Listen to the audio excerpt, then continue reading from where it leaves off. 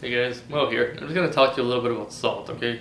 Salt's in pretty much everything we eat these days. People often make comments about it when it's in a dessert. They think it's a nice chocolate brownies and you're putting salt in it. It's gonna taste all bitter and salty. Well, the thing is, when we're using a little tiny amount of salt, a teaspoon to tablespoon at most, right? And that's not really something you're gonna feel because, it goes into a very big 9 by 13 inch pan, little tiny tablespoons, so you're really eating next to none. What salt really does is, it turns up the taste receptors on your tongue. Because think about it, if you put a big amount of water on your tongue, you're just gonna feel the water. Put a big amount of salt, you're gonna just you're gonna have a bad day. Let's put it that way. But so when you put a small amount and then you put it distributely in a dessert, it's gonna enhance all the flavors around. That's what salt does. It turns up our taste receptors, or turbocharge in some cases. And it is in pretty much everything. Which I recommend that whenever you buy something, make sure it's as least salted as possible. Because if you're gonna cook something and you're gonna use butter, for example, and a lot of it, and there's already a lot of salt and butter, it can be hard to control the amounts. You want to control what goes into your food. So whenever you buy stuff, look for low sodium.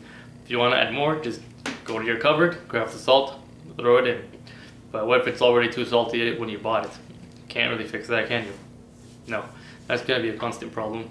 And don't get me wrong, salt is great. There's all kinds and all types. The usual ones I have at home are table salt, sea salt, kosher salt. Table salt's good. It's probably what most of us grew up with. It has iodized, which is really good for us. Nothing negative will happen.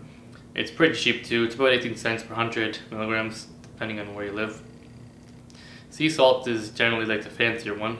It's very thick, and if you put it right next to all the salts, you'll be able to tell that it's very thick and coarse. It's about $1 per 100 milligrams, so it's definitely a lot more expensive when you think about it. 18 cents versus $1 for the same amount. And there's kosher salt. It's really, really popular. It's kind of in the middle. It's a little bit cheaper than sea salt, but it's much more expensive than table salt. It's got a distinct flavor and it's perfect for meats to marinate them. Again, you put all three of these beside each other, you'll easily be able to spot the difference. Sometimes you want to use one and another. Certain things will call for it. I don't really see the need of using sea salt in everything. Things like onion rings, they would do nice in, or certain desserts or fancy dishes. But overall, well, table salt's fine. It does taste a little bit funny, but we are all used to it. But just my view on salt. Thank you.